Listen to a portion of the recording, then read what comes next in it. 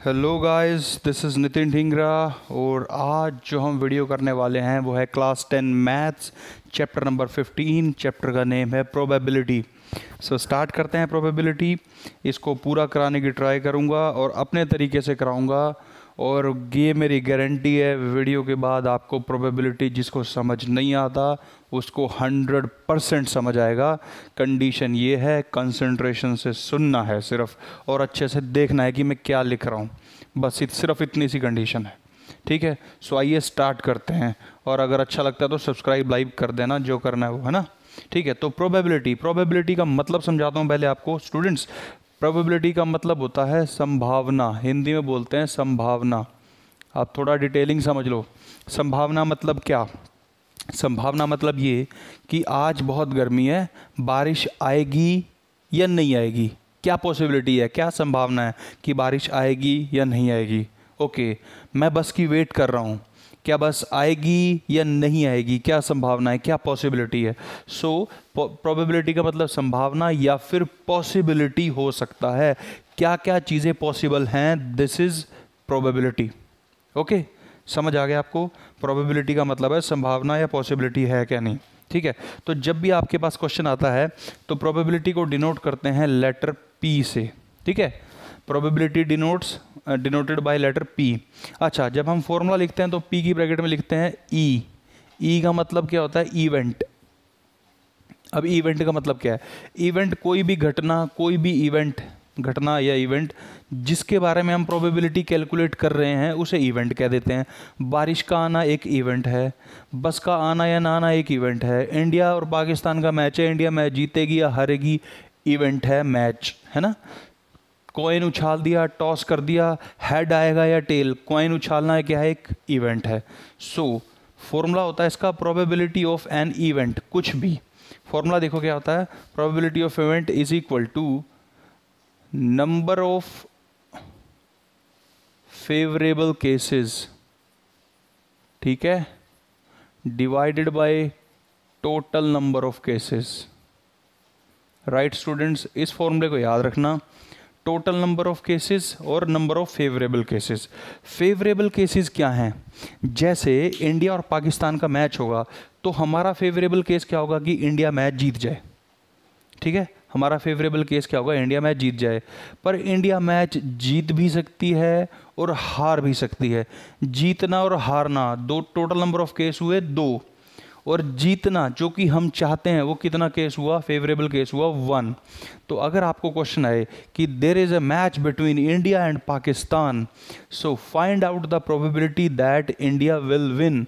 बताइए क्या संभावना होगी अगर इंडिया पाकिस्तान का मैच हो रहा है तो इंडिया जीतेगा। तो भाई संभावनाएं क्या हैं, देखो इसी फॉर्मूले से करता हूँ। तो प्रोबेबिलिटी ऑफ एन इवेंट कैसे आएगा? Number of favourable cases. Favourable cases क्या है? एक है हमारा। क्यों एक क्यों है? क्योंकि केस तो टोटल दो हैं, या तो जीतेगा इंडिया या फिर हारेगा। दो केसेस हैं और फेवरेबल केस है हमारा एक, तो आंसर आएगा 1/2। तो this is answer. Right students, तो प्रोबेबिलिटी ऑफ इंडिया विनिंग, यहाँ पे लिख दूंगा probability of India winning is 1/2। Similarly अगर पूछा जाता कि प्रोबेबिलिटी बताओ क्या है कि इंडिया मैच हार जाएगी, तो अगर इंडिया मैच हारेगी तो वो भी क्या है? एक ही बार होगा, but total number of cases क्या हैं? 2, तो आंसर होगा 1/2। तो ये इसका आंसर होगा। स्टूडेंट अगर अभी भी आपको समझ नहीं आया तो मैं एक और एग्जांपल लेता हूँ, ठीक है, जिससे आपको बिल्कुल डेफिनेटली क्लियर हो जाएगा। ठीक है, सपोज करके एक कॉइन है, सिक्का है। 1 रुपये के सिक्के में दो चीज़ें होती हैं, एक साइड होता है हेड्स, एक होता है टेल। जब भी कोई मैच स्टार्ट होता है उससे पहले टॉस किया जाता है। ठीक है, कॉइन उछालते हैं, टॉस करते हैं, उसे बोलते हैं टॉसिंग द कॉइन। तो जब कॉइन टॉस किया जाता है तो कॉइन जब हवा में है तो घूमता हुआ नीचे गिरने वाला है। तो जब कॉइन गिरने वाला है तो या तो हेड आएगा या फिर टेल आएगा। तो कॉइन के उछलने पे कितने केसेस हो सकते हैं? या तो हेड आ सकता है या फिर आ सकता है टेल। तो ये तो दोनों क्या हो गए? Total number of cases. ये तो टोटल केसेस क्या हुए? या तो हेड आएगा या टेल। तो हम लिखेंगे कितने केसेस हुए? 2। बट कोई कैप्टन है जिसने चूज किया है कि हेड आए। ठीक है, वो चाहता है कि हेड आए। तो हेड कितने में आ सकता है? एक में ही आ सकता है ना, क्योंकि दोनों में से कोई एक आने वाला है। तो हेड हो गया 1। सो फाइंड, अब क्वेश्चन आया find the probability that the captain will choose head and it will, मतलब बेसिकली अगर कैप्टन चूज करेगा हेड तो हेड आ जाए। तो अगर हेड आएगा तो हेड आएगा 1 में और टोटल नंबर ऑफ केसेस हैं 2, तो आंसर आएगा 1/2, राइट। तो अगर कॉइन उछाला गया तो 2 ही केसेस हो सकते थे, हेड या टेल आएगा, तो टोटल नंबर ऑफ केसेस हुए 2, और मैंने चूज़ किया कि हेड आना चाहिए, तो मेरा फेवरेबल केस क्या है 1, ठीक है, और टोटल नंबर ऑफ केसेस हैं 2, तो आंसर इज 1/2। ओके स्टूडेंट्स, अब मैं आपको कुछ और बातें बता देता हूँ इसके बारे में जो कि आपको जानना ज़रूरी है। वो बातें सुन लो। वो बातें क्या हैं कि कभी भी जब भी हम प्रोबेबिलिटी निकालते हैं तो प्रोबेबिलिटी मैक्सिमम कितनी हो सकती है, तो मैक्सिमम प्रोबेबिलिटी जो हो सकती है वो है 1। तो मैक्सिमम कितनी हो सकती है प्रोबेबिलिटी, 1 हो सकती है। 1 से ज़्यादा कभी प्रोबेबिलिटी नहीं हो सकती, ठीक है। तो एक क्वेश्चन देखो, क्वेश्चन आया है कि इंडिया और पाकिस्तान का मैच है, ठीक है, इंडिया और पाकिस्तान का मैच है, इंडिया वर्सेस पाकिस्तान मैच चल रहा है, क्रिकेट टेनिस जो भी समझ लो। तो इंडिया पाकिस्तान का जब क्रिकेट मैच चल रहा है तो क्वेश्चन में बोला कि इंडिया के जो जीतने की प्रोबेबिलिटी है ना, इंडिया विनिंग प्रोबेबिलिटी है, विनिंग प्रोबेबिलिटी पी लिख देता हूँ शॉर्ट में, इज 0.6, ठीक है। इंडिया और पाकिस्तान के बीच में मैच चल रहा है और इंडिया के जीतने की प्रोबेबिलिटी है 0.6। So find probability of India losing, जीतने की प्रोबेबिलिटी तो बता दी 0.6 है, तो इंडिया हार जाएगा, इसके क्या चांसेस है, इसकी क्या प्रोबेबिलिटी है, तो क्योंकि मैक्सिमम प्रोबेबिलिटी कितनी हो सकती है अभी बताया 1, और इंडिया के जीतने की प्रोबेबिलिटी कितनी है 0.6, तो इंडिया के हारने की प्रोबेबिलिटी कैसे निकालेंगे, 1 - 0.6, आंसर आएगा 0.4, और इसको क्या लिखेंगे, प्रोबेबिलिटी ऑफ इंडिया लूजिंग। तो इंडिया के लूज करने की, हारने की प्रोबेबिलिटी कितनी होगी, 1 - 0.6। या फिर आप ऐसे पूछ सकते हो, क्वेश्चन आया India versus Pakistan, India winning probability 0.6, find the probability of Pakistan winning. तो भाई पाकिस्तान कब जीतेगा, जब इंडिया हारेगा। तो हम निकाल देते हैं फिर से इंडिया के लूजिंग की, 1 - 0.6 = 0.4। तो इस तरह के क्वेश्चन भी पेपर में आते हैं, ठीक है। ये ऐसे आ गया question, there is a probability that rain will come, और प्रोबेबिलिटी कितनी है 0.8, बादल बने हुए हैं, so 0.8 is the probability that rain will come, find the probability that rain will not come. तो टोटल प्रोबेबिलिटी कितनी हो सकती है 1, रेन के आने की प्रोबेबिलिटी बोली है 0.8, तो रेन के नहीं आने की प्रोबेबिलिटी कितनी होगी 1 - 0.8, तो आंसर होगा 0.2, ठीक है, राइट है। बस आने की प्रोबेबिलिटी है 0.3, तो बस के नहीं आने की प्रोबेबिलिटी कितनी होगी 1 - 0.3, दैट इज 0.7। तो जब भी इस तरह से क्वेश्चन आएगा ना तो आपको 1 में से सब्ट्रैक्ट करना होगा, ठीक है। ओके, तो अब आगे बढ़ते हैं भाई। अच्छा, जब भी क्वेश्चन करोगे प्रोबेबिलिटी का तो ये फॉर्मूला तो आपने लिखना ही लिखना है, ये फॉर्मूला लिखोगे उसके बाद ही क्वेश्चन करोगे, क्योंकि फॉर्मूला अगर नहीं लिखा तो एग्जामिनर क्या करता है, मार्क्स कट कर देगा। तो फॉर्मूला लिखना बड़ा ही ज़रूरी है भाई, ठीक है। अब मैं आपको केसेस कराता हूँ, पेपर में जो केसेस आते हैं किस किस के बारे में क्वेश्चन आता है, कॉइन के बारे में आता है क्वेश्चन, और पेपर में क्वेश्चन आता है डाइस के बारे में, और पेपर में क्वेश्चन आता है कार्ड्स के बारे में, ठीक है। सबके मैं 2-2, 3-3 क्वेश्चन करा देता हूँ। ये क्वेश्चन कराने से पहले सबसे इम्पॉर्टेंट चीज़ भाई, पेपर में जैसे क्वेश्चन आया कॉइन के बारे में या डाइस के बारे में, ठीक है, कार्ड्स के बारे में भी बता देता हूँ। तो एक कई बार ऐसा क्वेश्चन आता है कि सपोज करके जैसे अभी कॉइन है, ठीक है, अगर एक कॉइन को टॉस किया तो कितने केसेस बनेंगे, 2, क्या बनेंगे, हेड कोमा टेल, या तो हेड आ सकता है या फिर टेल आ सकता है। अगर 2 कॉइन को टॉस किया तो केसेस आते हैं 4, क्या क्या केसेस हो सकते हैं, या तो दोनों बार हेड आएगा या दोनों बार टेल आएगा, फर्स्ट में हेड आएगा सेकंड में टेल आएगा, फर्स्ट में टेल आएगा और सेकंड में हेड आएगा, तो केसेस बने 4। अगर कॉइन हुए 3 तो केसेस आएंगे 8, ठीक है, वो भी हम यहाँ पे लिख सकते हैं।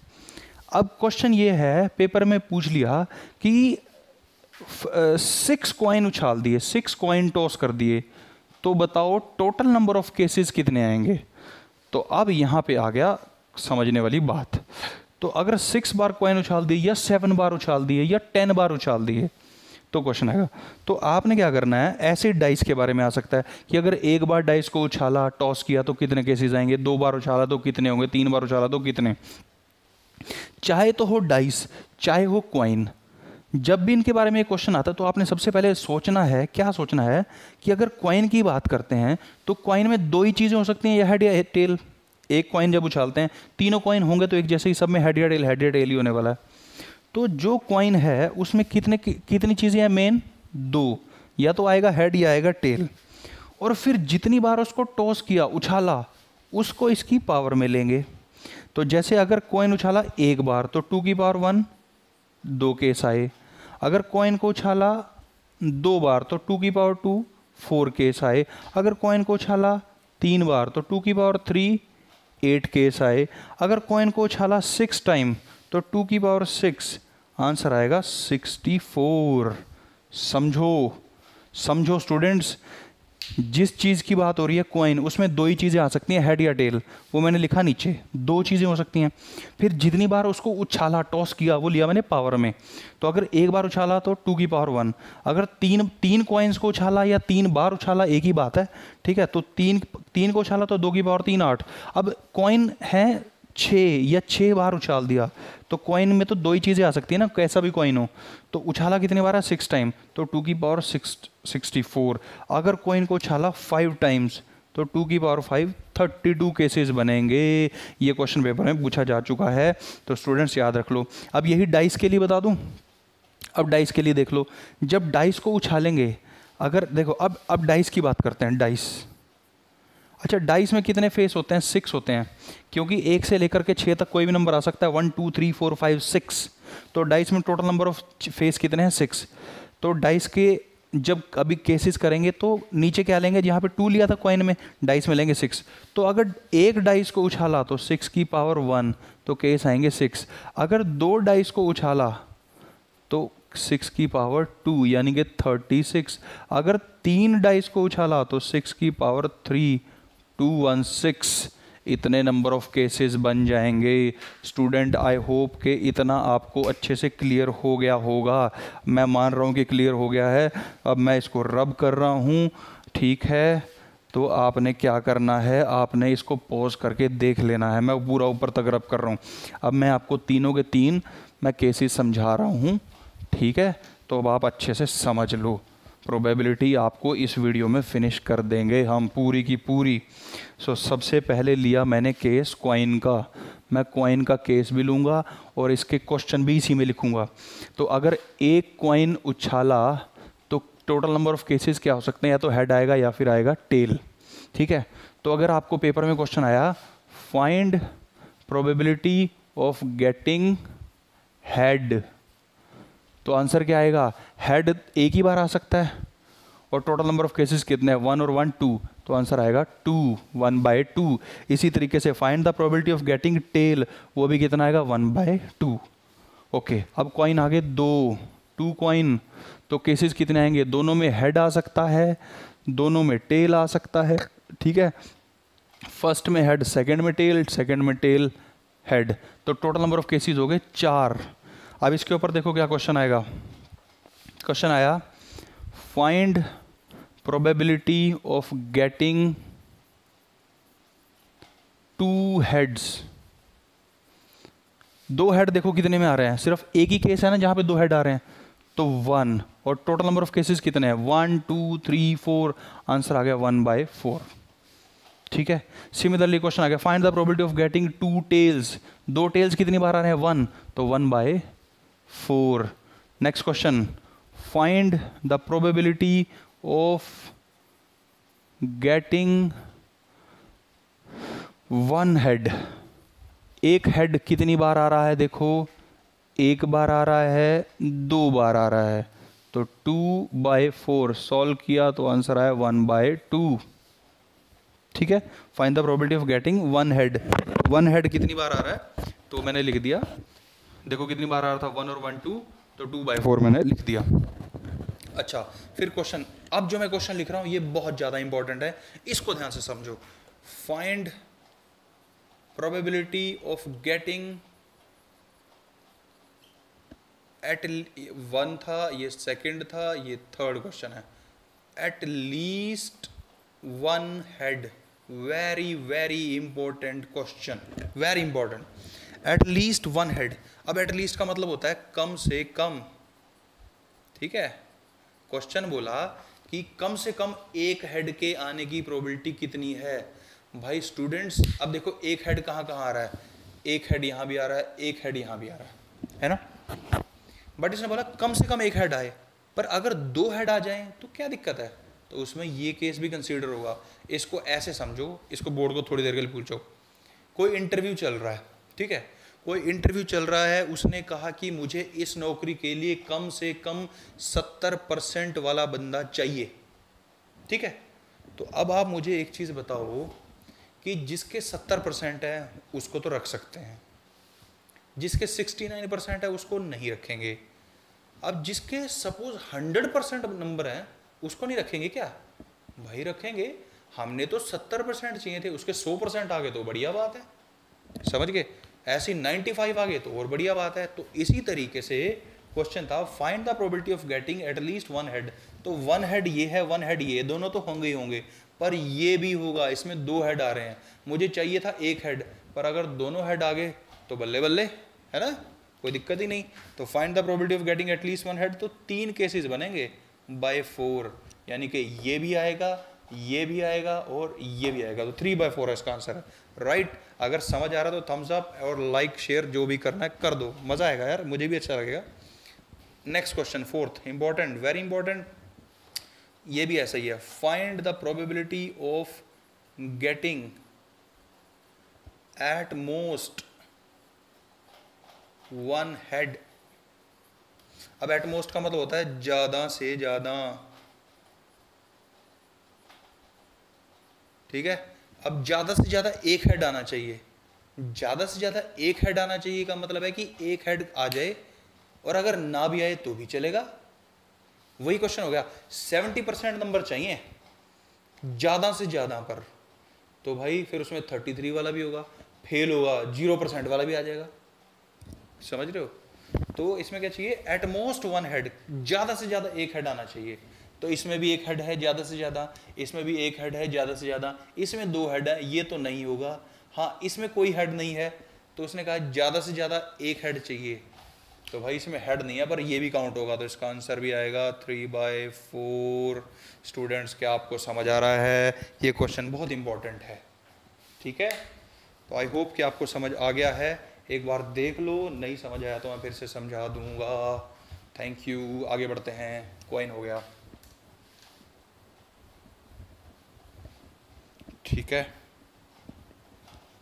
अब आ जाओ भाई किस पे, एक क्वाइन कर लिया, दो क्वाइन कर लिया, अब आ जाओ 3 क्वाइन पे। अगर आएंगे 3 क्वाइन तो केसेस कितने आएंगे, 2 की पावर 3 8, क्या क्या केस हो सकते हैं, ट्राई करते हैं लिखने की, तीनों में हेड, तीनों में टेल, फर्स्ट में हेड, दोनों में टेल, फर्स्ट टेल हेड, ठीक है, या फिर हेड हेड टेल, ठीक है, फिर करेंगे tail tail head, tail head tail, अच्छा टेल कितने हो गए, अब देखना एक बार ज़रा, 1 2 3 4 5 6 7, कोई एक रह गया क्योंकि 8 केस बनने हैं, तीनों में हेड आ गया, तीनों में टेल आ गया, तो ये आ गया THH, ये रह गया था, ठीक है, हाँ देख लो ये हो गए 8 केसेस, 1 2 3 4 5 6 7 8। तो जैसे आपको मैंने 2 हेड के केसेस कराए वैसे ही इसके ऊपर क्वेश्चन आ सकता है, find the probability of getting 2 head, find the probability of getting at least one head, इसमें देख लोगे find the probability of getting at most one head, है ना, तो आप इसको कर सकते हो। तो ये आपने केसेस देख लेने हैं, क्वेश्चन कोई डाउट हो तो मुझे पूछो भाई, मैं बताऊंगा, इसीलिए तो हूँ यहाँ, ठीक है। तो क्वाइन आई थिंक आपको अच्छे से आ गया, मैंने आपको केसेस सिखाने थे, केसेस मैंने आपको सिखा दिए। नेक्स्ट आता है क्वाइन के बाद डाइस, ठीक है, डाइस। अब देखो एक डाइस या फिर 2 डाइस, एक डाइस में केसेस कितने हो सकते हैं, 1 2 3 4 5 6, इनमें से कोई भी नंबर आएगा, यानी कि टोटल नंबर ऑफ केसेस हैं 6, ठीक है, टोटल नंबर ऑफ केसेस कितने हो गए 6। अच्छा, जब 2 डाइस होंगी तो टोटल नंबर ऑफ केसेस आएंगे 6 की पावर 2 36। अब ये जो 2 केसेस हैं ये मैं लिख देता हूँ, ठीक है, और आप भी इसको समझना कि कैसे मैंने लिखा। अब आप देख लो मैं कैसे लिख रहा हूँ, है ना।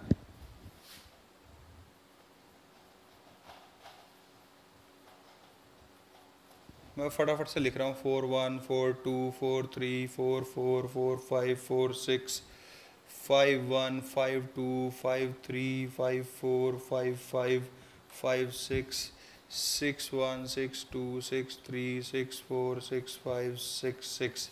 भाई ये केसेस बन जाएंगे जब 2 डाइस होंगी तब, कि फर्स्ट में 1 आया, सेकंड में भी 1 आया, 1 2 1 3, ये टोटल काउंट करोगे तो 36 केसेस आ गए। और सिंगल डाइस के भी केसेस मैंने लिख दिए हैं। अब क्वेश्चन देखो कैसा आता है भाई पेपर में। क्वेश्चन देखो, क्वेश्चन आएगा, मैं इसके लिए लिखता हूँ क्वेश्चन, इसके लिए भी लिख दूंगा। Find probability of getting number greater than 4। Find the probability of number getting greater than 4। Greater than 4 number कौन से हैं? 5 और 6, यानी कि नंबर हुए 2, और टोटल केसेस कितने हैं? 1 2 3 4 5 6, 2/6, यानी कि आंसर आ गया 1/3। Right students, find the probability of number getting the number greater than 4। Greater than 4 number कितने थे? 5 और 6 थे। कितने नंबर हुए? 2, और टोटल कितने हैं? 6, तो 2/6। फॉर्मूला याद करो, फेवरेबल केसेस 5 और 6 दो हैं, by total number of cases 2/6। Right. अच्छा, एक क्वेश्चन और देख लेते हैं इसी में ही।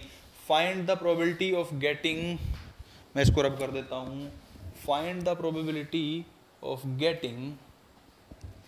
Getting number as 2's multiple. 2 के मल्टीपल आने की पॉसिबिलिटी बतानी है। तो 2 के मल्टीपल होते कितने हैं? 2 4 6 8 10, बट 8 10 तो आता है नहीं इसमें।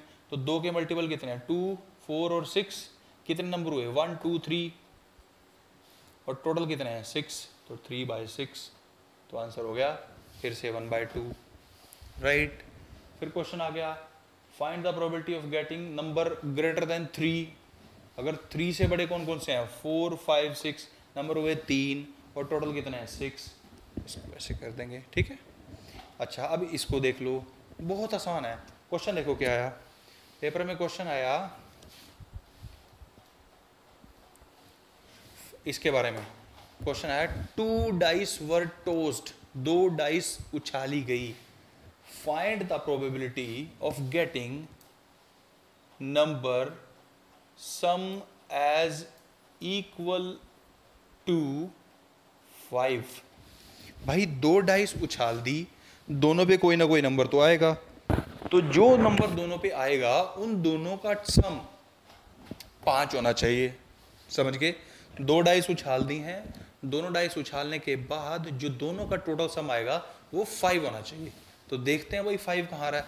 फर्स्ट लाइन में देखा तो 5 आ रहा है यहाँ पे, 1 और 4, ठीक है। सेकंड लाइन में देखा तो 2 और 3, थर्ड लाइन में देखा तो 3 और 2, फोर्थ लाइन में देखा तो 5 और 1, 4 और 1। अब ये सारे नंबर 5 से बड़े हो जाएंगे, क्योंकि 5 और 1 6 होता है ना, तो और नहीं आ पाएगा। तो केसेस कितने हुए? 1 2 3 4, तो 4 टोटल नंबर ऑफ केसेस कितने हैं? 36।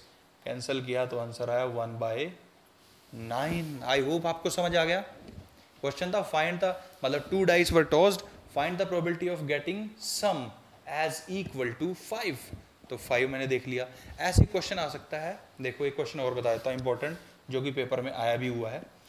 क्वेश्चन आया, find the probability of getting doublet. मतलब 2 डाइस के बारे में है क्वेश्चन। पेपर में क्वेश्चन ऐसा आएगा, 2 डाइस वर टोस्ड, 2 डाइस उछाली गई थी। Find the probability of getting a doublet. Doublet होता है जब दोनों डाइस पे नंबर सेम टू सेम आ जाए। तो सेम टू सेम कब आ रहा है?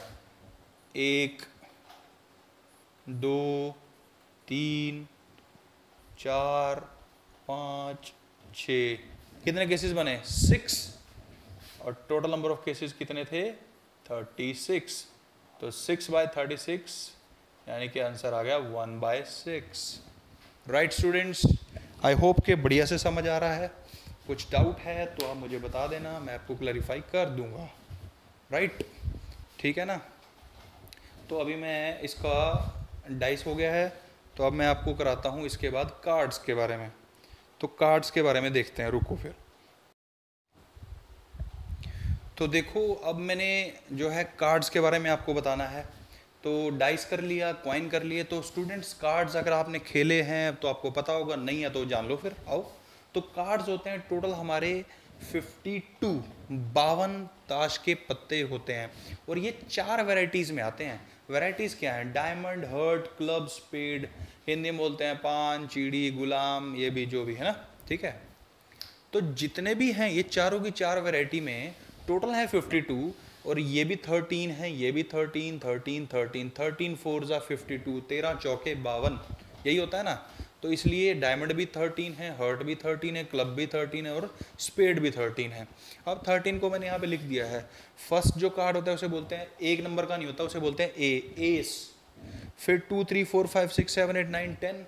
फिर उसके बाद 11 नंबर के ताश को बोलते हैं, कार्ड को बोलते हैं जैक, 12 को क्वीन और 13 को किंग। राइट, ऐसे ही ये हैं, same to same, same to same, same to same, सारे 13 13 13। अच्छा, जो ये 3 कार्ड होते हैं ना, इनको हम बोलते हैं एक नाम और, फेस कार्ड्स। ये भी आपने याद रखना। और आपने एक चीज़ और याद रखनी है, जो डायमंड है और जो हर्ट है, डायमंड और हर्ट ये दोनों के दो होते हैं रेड, ये भी रेड कलर के, ये भी रेड कलर के। स्पेड और क्लब होते हैं ब्लैक। यानी कि अगर मैं आपको समझाऊं तो 52 कार्ड्स हैं, 52 में से 26 तो रेड कलर के हैं और 26 ही हैं ब्लैक कलर के। और अलग अलग बोलें तो 13 डायमंड के, 13 हर्ट के, 13 क्लब के और 13 स्पेड के। Students, are you getting me? तो 52 टोटल पत्ते, 13 13 वैरायटी में 4, diamond, heart, club, spade 4, 13 13 13। Diamond और हर्ट रेड कलर के, क्लब और स्पेड ब्लैक कलर के।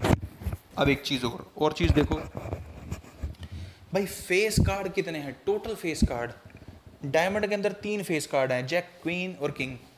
ऐसी हर्ट के अंदर भी 3 होंगे, ऐसी क्लब के अंदर भी 3 होंगे, ऐसे स्पेड के अंदर भी 3 होंगे। तो 3 6 9 12। टोटल फेस कार्ड कितने हैं? टोटल फेस कार्ड है 12।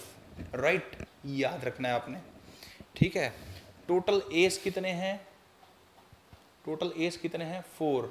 ये है टोटल फेस कार्ड। और सब पूरा सबको मिला करके कार्ड्स कितने हैं? 52। अच्छा, वो जो जोकर होता है ना, जोकर, अगर किसी ने कार्ड्स देखे हैं वो इसके अंदर काउंट नहीं होता, ये याद रखना। कभी जोकर को भी काउंट करो, ठीक है। मैंने किसी स्टूडेंट से पूछा था, मैंने किसी स्टूडेंट से पूछा, मैंने कहा बताओ भाई कितने कार्ड्स होते हैं? बोला 54। 54 कैसे? कह रहे सर 2 जोकर भी होते हैं। मैंने कहा भाई जोकर को काउंट नहीं करते, ठीक है। तो टोटल 54 है, 54 नहीं है, 52 है। अब क्वेश्चन देखो कितना आसान क्वेश्चन है यार, इसको इतना डिफिकल्ट समझते हैं ना। क्वेश्चन पेपर में पता क्या आता है? पेपर में क्वेश्चन आता है, find the probability of getting a face card. भाई फेस कार्ड कितने हैं? 12। टोटल कार्ड कितने हैं? 52। तो यानी फेवरेबल केसेस 12, टोटल 52। बस सॉल्व कर दो, ठीक है। Next, find probability of getting red card. भाई लाल रंग के पत्ते कितने हैं? 13 ये, 13 ये, 26, 26/52। अगला question, find probability of getting black face card. Important question. भाई फेस कार्ड तो थे 12, पर ब्लैक फेस कार्ड 3 इसके हैं और 3 इसके हैं। कितने हुए? 6/52। थोड़ा सा दिमाग, कार्ड्स की नॉलेज एंड क्वेश्चन डन, ठीक है। और क्वेश्चन कराऊं? 2-3 क्वेश्चन और कराता हूं। देखो अभी कर देता हूं, 1 सेकंड रुको। ये लो, अभी देखो क्वेश्चन। अगला क्वेश्चन, नेक्स्ट क्वेश्चन है, find the probability find probability of getting jack of heart। ये सोचो जैक कितने हैं टोटल, 1 2 3 4 जैक हैं, बट इसने बोल दिया जैक ऑफ हार्ट, हार्ट में तो एक ही जैक है यार। Answer is 1/52, right. Similarly find the probability of getting red jack. भाई रेड जैक, इस पे भी रेड है, इस पे भी रेड है, तो 2 है रेड जैक बाय 52, 2/52। ठीक है स्टूडेंट्स, आप बहुत ध्यान से इसको समझो, बहुत ही इजी है, बहुत ही इजी। अच्छा एक क्वेश्चन और मुझे याद आ गया, वो मैं करा देता हूँ। ये देखो, ये थोड़ा सा सोचने वाला क्वेश्चन होगा। क्वेश्चन पेपर में आया था स्टूडेंट्स के, find probability of getting a card. एक कार्ड आपने निकालना है which is neither king NOR queen. Simple, इतना सही क्वेश्चन था। आपने 52 कार्ड्स में से एक पत्ता बाहर निकालना है, ना तो वो किंग होना चाहिए, सॉरी मच्छर आ रहे हैं ना ना तो वो किंग होना चाहिए और ना ही वो होना चाहिए क्वीन। अब ना तो उसने रेड कलर का किंग बोला, ना ही रेड कलर का क्वीन बोला, उसने सिंपल लिख दिया किंग या क्वीन। तो भाई सिंपल किंग लिखा है तो किंग कितने हैं, 4 सब में, इसमें भी किंग है, इसमें भी, इसमें भी, इसमें भी। क्वीन कितनी है, 4। तो कह रहा है किंग या क्वीन ना हो, बाकी जो मर्जी हो। तो 4 और 4 कितना हो गया, 8, यानी कि इन 8 पत्तों में से कोई नहीं होना चाहिए। टोटल थे कार्ड्स 52 में से 8 माइनस करोगे तो आएगा 44, यानी कि 44 में से कोई भी आ जाए तो मुझे चलेगा। तो मेरे फेवरेबल केसेस कितने हो गए, 44, और टोटल कितने हैं, 52। डन। ओके, इजी था, ठीक है ना, आपको समझ आ रहा है ना। ठीक है, फिर लो लास्ट वैरायटी जो बची है इस चैप्टर में वो भी मैं करा देता हूँ। पहले सोचा था नहीं कराएंगे, बट करा देते हैं यार, थोड़ी सी वीडियो लंबी हो जाएगी तो कोई बात नहीं, देख लो यार, देख के समझ आएगा तभी तो। अब ना बैग वाले क्वेश्चन भी आते हैं। बैग क्वेश्चन आया, देखो क्वेश्चन आया, 1 bag contain 5 red 3 black 2 white balls. ठीक है, एक बैग में 5 रेड हैं, 3 ब्लैक हैं और 2 वाइट बॉल हैं। Find probability of getting red ball. Very easy. पहले तो टोटल नंबर ऑफ केसेस देखो, टोटल बॉल कितनी है, 5 रेड है, 3 ब्लैक है, 2 वाइट है, 5 और 3 8 और 2 10, तो टोटल बॉल है। ठीक है, तो टोटल नंबर ऑफ केसेस तो हो गए 10। अब फेवरेबल केसेस कितने हैं, मुझे चाहिए क्या, रेड बॉल। रेड बॉल कितनी है, 5, तो 5 में से कोई भी निकले, तो 5/10 आंसर। अगर क्वेश्चन आता find the probability of getting a black ball, तो 3 ब्लैक बॉल में से कोई भी निकले, टोटल है 10। अगर आता find the probability of getting a white ball, तो 2 वाइट बॉल हैं और टोटल है 10, जो मर्जी निकलती रहे। ठीक है, जो भी निकल जाए भाई, अपना तो काम है ही ये। सो गाइज स्टूडेंट्स, अच्छा हाँ, मेरे कुछ स्टूडेंट्स बोल रहे थे सर गाइज मत बोला करो, स्टूडेंट बोल लिया करो। तो स्टूडेंट्स, मैंने ये चैप्टर करा दिया है, ठीक है। इसमें कोई डाउट्स आए तो मेरे से डाउट ले लो, ठीक है। वैसे मैंने पूरी नॉलेज दी है डीप आपको। अब आप चैप्टर करोगे तो आपको आसान लगेगा, ठीक है। तो अगर आपको चैप्टर आसान लगता है, समझ आ गया है, तो मेरे लिए भी कुछ कर देना, तो मैं भी कुछ हो जाऊंगा, ठीक है। तो guys students, thank you so much, thank you for watching.